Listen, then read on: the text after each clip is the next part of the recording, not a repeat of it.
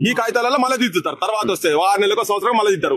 వడ్డించిన చెయ్యి వాళ్ళ చేతుల్లో ఉన్నది కాబట్టి ఎట్లా అంటే రాసుకుంటారు, పేపర్లు రాసుకుంటారు. రాత్రి వాళ్ళు కంప్యూటర్లు చేంజ్ అవుతాయి. 2 ఎకరాలు 6 ఎకరాలు అయితే 6 ఎకరాలు 10 ఎకరాలు అయితే 10 ఎకరాలు 100 ఎకరాలు అయితే. ఇప్పుడు రేవంత్ రెడ్డి ఏంటిది ఇది మరి ఇది అది కాదు కదా, ఇది చేయాలి. రేవంత్ రెడ్డి గారు ఇప్పుడు దీని గురించి ఏం చెప్తావో చెప్పు. దాన్ని గులగొడతాను నోటీసులు పంపించినావు కదా, అక్కడ పార్క్ కడితే 5,000 రూపాయలు 5,000 కోట్లతో అదేంది ఇల్లీగల్ గా ఉన్నదని చెప్పని. మరి ఇప్పుడు దీని సంగతి ఏం చేస్తావు? దీన్ని గులగొట్టి ఇప్పుడు అది లీగల్, ఇది ఇల్లీగల్.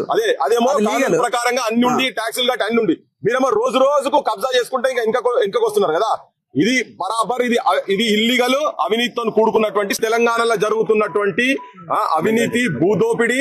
పేదోళ్ళనేమో అక్కడ కానూన్ ప్రకారంగా ఇచ్చినటువంటి భూములు ఖమ్మంలో ఇప్పుడు నిన్న ఆడి పోనీయలే కదా, ఖమ్మంలో ఇచ్చినటువంటి భూములు ఏది 32 ఎకరాలు టోటల్ 64 ఎకరాలల్లా వాళ్ళు భూదానులు ఇచ్చిన భూములల్లా వాళ్ళు పాపం కట్టుకొని 10 ఏళ్ల నుంచి ఉంటే వాళ్ళని కరెంట్ ఇవ్వకుండా నీళ్ళు ఇవ్వకుండా నానా ఇబ్బందులు పెట్టి నిన్న మొత్తం 10,000 మంది పోలీసులతో వచ్చి నీ ప్రతాపం చూసి ఉడబికినావు కదా.